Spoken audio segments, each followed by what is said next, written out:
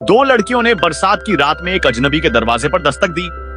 वे एक रात वहीं रुकना चाहती थीं। आदमी मना करना चाहता था, लेकिन उसे आश्चर्य हुआ कि लड़की को अचानक ठंड के कारण छींक आ गई, जिससे आदमी को उस पर दया आ गई। दोनों लड़कियों को भीगते हुए देखकर हावी उसने अंततः मदद करने का निर्णय लिया और उदारतापूर्वक दोनों लड़कियों को अपने घर आमंत्रित किया।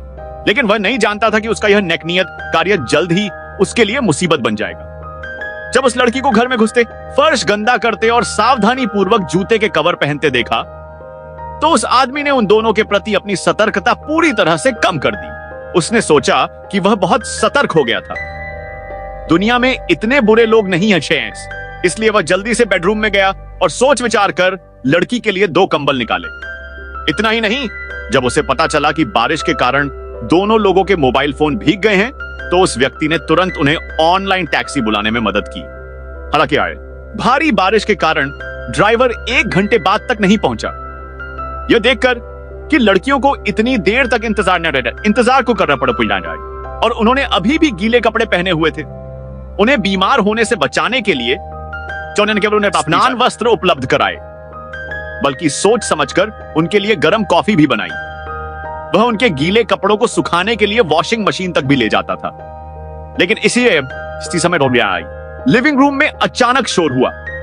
जॉन जल्दी से बाहर गया और देखने लगा कि क्या हो रहा है। पता चला कि लड़कियों ने चुपके से उसका रिकॉर्ड प्लेयर चालू कर दिया था और उसके पास उसके कुत्ते के साथ नाच रही थीं।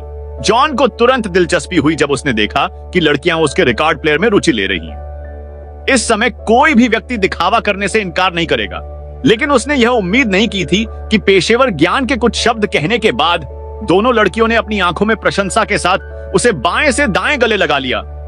अचानक हुए इस दृश्य को देखकर जॉन को समझ में नहीं आया कि क्या करे। वह जल्दी से उठकर दूसरे सोफे पर बैठ गया, यह सोचते हुए कि अगर वे दोनों काफी दूर होंगे तो लड़की कोई गलत काम नहीं करेगी। लेकिन किसने सोचा होगा कि अगले ही पल लड़की ने कहा कि बहुत देर तक बैठने से उसकी कमर में दर्द हो रहा है, और अनजाने में फिर से जॉन के पास आ गई और यहाँ तक कि उसके कंधे पर अपना हाथ भी रख दिया। जॉन को एहसास हुआ कि वे शायद उसके साथ कुछ करना चाहते हैं। जॉन जल्दी से उठकर दूसरे सोफे पर बैठ गया, लेकिन अप्रत्याशित रूप